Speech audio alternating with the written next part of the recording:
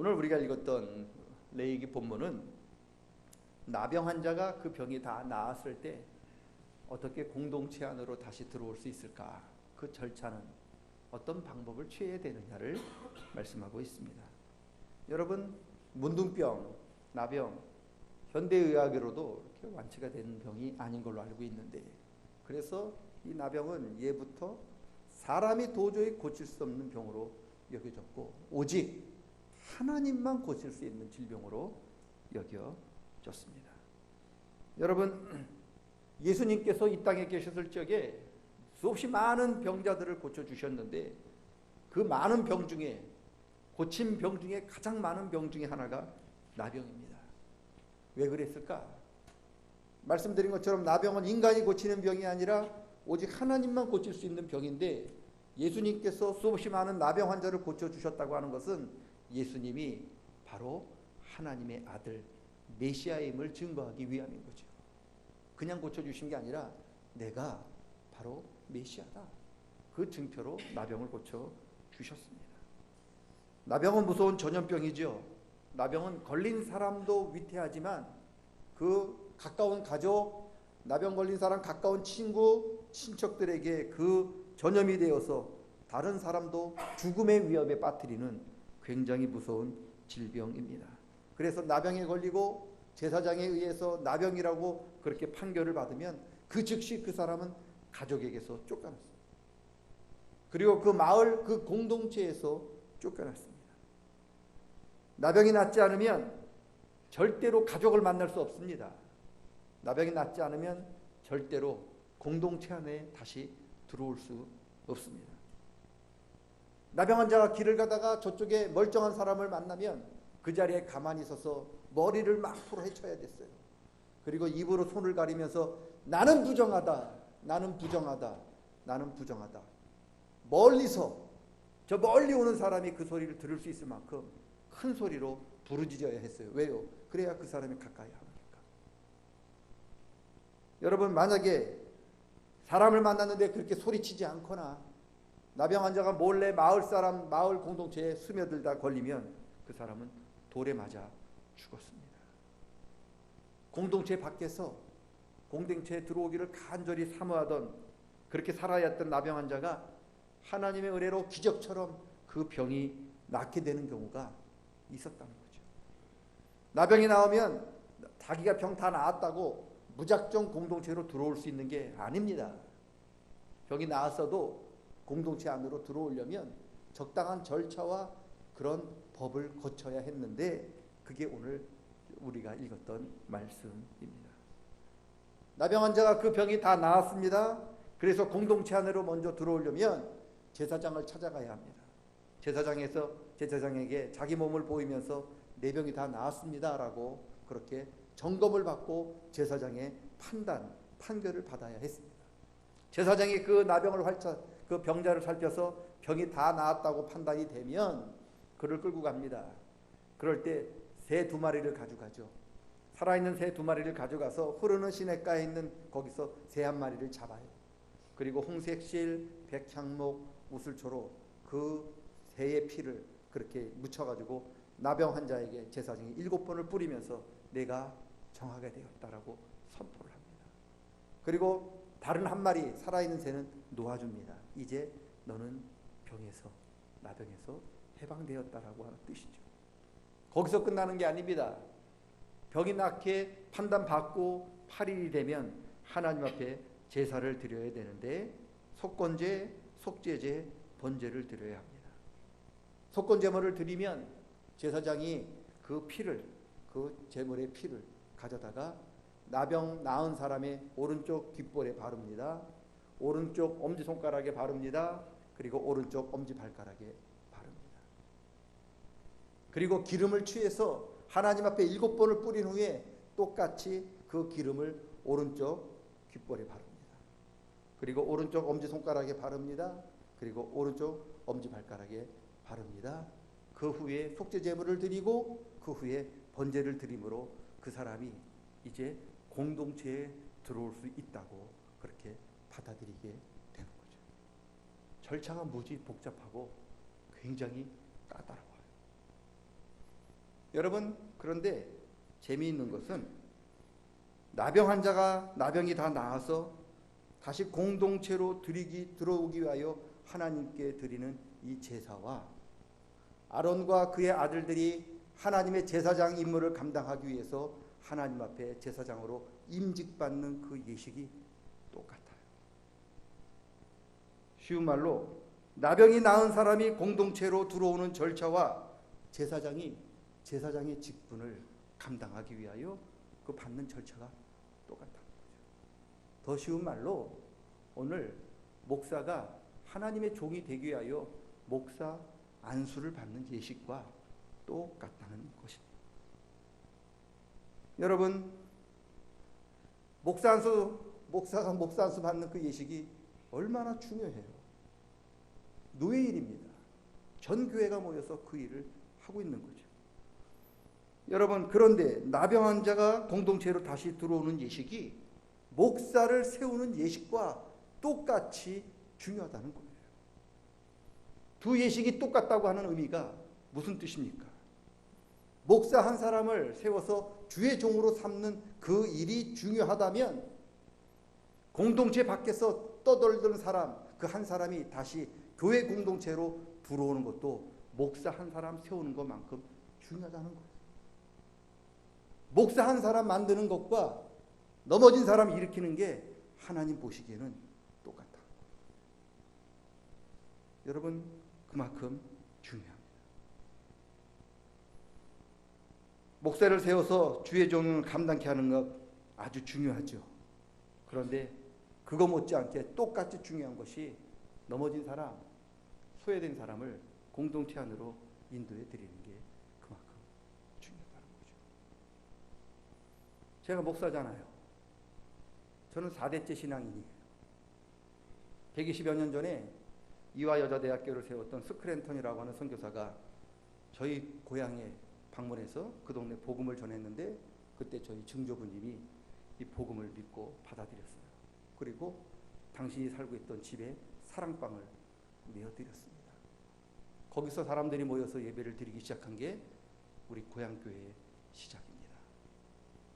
저희 할아버지 우리 교회 장로님으로 섬기셨고 저희 돌아가신 아버지 교회 장로님이십니다. 저희 집안은 다 그렇게 권사님 아니면 장로님이셔요. 이런 오랫동안 예수 믿었는 우리 집안인데 저희 특별히 할아버지는 목수셨는데 그 인근 교회에 다니면서 교회 없는 마을에 찾아다니면서 여러 번 교회를 지어주셨다고들 해요. 이렇게 우리 신앙생활 오래 했는데 제가 하나님께 부름을 받고 이제 목사가 되려고 신학대학교를 가려고 할 때 펄펄 뛰면서 극렬하게 반대하셨던 분이 저희 어머니셔요. 내일 신학교 시험을 보러 가라 했는데 그래서 이제 일찍 자려고 자리에 누웠는데 저희 어머니가 한 9시, 10시쯤 저희 방에 들어오시더니 제 머리맡에 앉으셔서 제 머리에 손을 얹고 제 손을 붙들고 밤새도록 우셨어요. 가지 말라고. 왜 가냐고. 그거 안 해도 하나님이 얼마든지 많은데 꼭 목사가 돼야 하냐고. 밤새도록 우셨어요. 제가 그날 밤 미치는 줄 알았어요. 제가 이렇게 목사가 돼야 하는가. 제가 밤새도록 생각했습니다. 제가 지금 55살인데 제가 살면서 저희 부모님을 한 번도 거역한 적이 없는 것 같아요. 2가지 거역했어요. 하나는 신학교 가지 말라는 거, 간 거 그 하나. 또 하나는 제주에 목회하러 가지 말라는 거, 간 거 하나. 이 2가지 제가 우리 어머니, 우리 부모님을 거역했어요. 제가 이곳 제주 땅에서 96년에 성안교회에서 안수를 받았어요. 그때 제가 목사 안수 받을 때 가장 좋아하시고 가장 기뻐하셨던 분이 저희 어머니셨어요. 아직도 기억납니다. 25년 전 일이지만 내 인생에서 가장 귀한 날 뽑으라고 한다면 내가 하나님의 일꾼으로 하나님의 종으로 부름받아서 목사로 이임받던 그날 잊을 수 없어요. 어제 일같이 생생합니다. 우리 어머니 눈물을 뿌리치고 제가 위임을 받은 그날 제가 어떻게 잊을 수 있겠습니까? 이게 저뿐만의 일이겠습니까? 장모님들, 권사님들, 집사님들, 하나님의 종으로 부름받아서 위임받고 임직받는 그날, 여러분 인생에 있어서 가장 귀한 날, 이게 쉽게 잊혀질 날입니까? 20년 지났다고 30년 지쳤다고 그 하나님의 종으로 부름받은 그날 잊을 수 있겠습니까? 못 잊습니다. 그게 위임이에요. 특별히 목사인 저는 그게 더 잊혀지지 않습니다. 그런데 내가 주의 종이 되려고 목사로 위임받는 그것과 넘어져 있는 사람, 공동체에 들어오지 못하고 배회하는 그 사람 한 사람 그 공동체로 데리고 오는 것과 똑같이 중요하다는 거잖아요. 목사로 위임받는 것만 중요한 게 아니라는 거지요. 장로, 집사, 권사로 임직받는 것만 중요한 게 아니라는 겁니다. 그만큼 중요한 것은 공동체 밖에서 떠들던 나병 환자가 다시 공동체 안으로 들어오는 것도 목사 안수 받는 것만큼, 한 생명을 목사로 만드는 것만큼 중요하다. 하나님은 한 영혼이 주님 앞에 나오는 것을 내가 목사가 되는 것과 같이 중요하게 여긴다는 거예요. 내가 목사로 주의 직분 받는 것도 주님께서 기뻐하시는 일이지만, 이른 양 한 마리가 다시 공동체로 들어오는 것도 그만큼 하나님께서 기뻐하시는 일이라는 거죠. 여러분 자신이 목사가 될 수 없다면, 여러분 자녀들을 목사로 만들 수 없다면, 한 죽어가는 영혼을, 밖에서 배회하는 영혼을 주님께로 모시고 오세요. 그러면 주님은 여러분이 목사가 되는 것과 여러분 자녀를 목사로 세우는 것과 똑같이 치신다는 거예요. 왜요? 한 생명이 천하보다 귀하기 때문이죠. 넘어진 영혼 한 사람 주님께 인도해 나오는 것보다 더 귀한 일 세상에 없습니다. 예수님 세상에 계셨을 적에 예수님의 별명이 뭐였느냐? 세리와 죄인들의 친구였거든요. 세리가 누굽니까? 죄인이 누굽니까? 창기들이 누굽니까? 이방인들이 누굽니까? 다 공동체에 들어오지 못해서 다 밖에서 머물던 사람이었죠. 예수님이 사마리아를 지나서 수가라는 성에 지나가잖아요. 그때 한 여인, 우물가에서 물 깃는 여인 만나잖아요. 몇 시에 만나느냐? 12시에 만나요. 이스라엘 사람들은요 10시부터 2시까지 일 안 합니다. 왜요? 너무 뜨거워요. 그래서 그날은 낮잠 자는 그 시간은 낮잠 자는 시간인데 그 여인이 물길로 옵니다. 왜요? 공동체에서 그 여인은 배제가 된 거죠. 왜요? 남편이 5이나 있었단 말이죠. 마을 사람들이 그 사람을 여인 사람 취급도 안 해요. 인간 취급도 안 합니다. 자기 가족으로, 자기 마을 사람으로 받아들일 수도 없었어요. 안 했어요. 그러니까 어쩔 수 없이 남들 다니지 않는 그 시간에, 가장 뜨거운 시간에 그 여인은 일을 해야 했던 거죠. 그런데 예수님이 그 뜨거운 시간에 그곳으로 가셔요. 왜요? 인간 같지 않은 그 여인,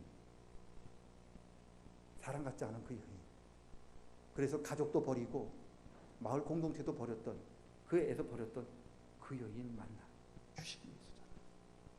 그 여인이 예수 만나고 어떻게 됩니까? 공동체로 뛰어가잖아요. 그리고 뭐라고 얘기합니까? 나 오늘 메시아 만났다. 이게 예수님이잖아요. 예수님 제자들 폭풍 치는 바다로 밀어 넣으셨어요. 제자들이 어분데도 감당할 수 없을 만큼, 배가 뒤집힐 만큼 굉장히 위험했는데 예수님 그들을 밀어 넣으셨거든요. 폭풍 치는 바다를 뚫고 어디로 갔느냐? 게네사렛으로 갔습니다. 거기에 누가 있었느냐? 귀신 들린 사람이 있었어요. 마을에서 버렸어요. 동네 사람 다 버렸고 가정도 버렸어요. 그래서 그 사람은 무덤에서 살았어요. 얼마나 미친 짓 하는지 이 손에다가 쇠고랑을 차고 살았습니다. 그런데 예수님이 자기 제자들을 폭풍 치는 바다로 밀어넣는 그 위험한 것을 밀어놓으면서 가셔서 만난 사람이 사람 같지 않은 사람이었어요. 버려도 상관없는 사람이었어요. 죽어도 아무도 찾아오지 않는 사람이었단 말이죠. 그런데 주님이 그 사람을 만져주셨어요. 왜요? 그게 우리 주님 일이에요. 주님이 저와 여러분 공동체에서 밖에서 방황할 때 만져주셨기에 우리가, 내가 여기서 목사가 될 수 있었고 여러분이 그 자리에서 지금 예배할 수 있게 됐다는 여러분, 세상은 그 영광스러운 목사 한 수만 기억하고 있지만, 그러나 우리 예수님께서는 넘어진 사람 다시 일으키는 것을 한 사람을 목사로 만드는 것과 똑같이 보신다는 거예요. 여러분, 저와 여러분이 기회가 된다면 우리 주위를 한번 살펴보셔서 내가 일으켜 세워줄 사람, 내가 손잡을 사람이 있는가를 한번 살폈으면 좋겠습니다. 같이 가게, 한번 나 따라와 보게, 그렇게 전화하는 그 한마디, 그리고 지금 간절히 손잡아 달라고 손 내미는 그 손을 잡아주는 그 손길, 하나님께서는 그 인생을 목사로 임직받는 그 시간과 똑같이 보신다는 거죠. 여러분, 목사로 임직받는 거 굉장히 자랑스럽고 귀한 일입니다만, 그러나 하나님이 내가 목사로 임직받는 그것과 한 영혼을 여러분이 공동체 안으로 들어오게 하는 그것과 주님에게는 똑같다는 거죠. 세상은 한 사람 목사로 세우는 것을 10,000배, 100,000배 또 귀하게 보지만 하나님은 그렇지 않다는 겁니다. 이게 오늘 본문의 말씀입니다.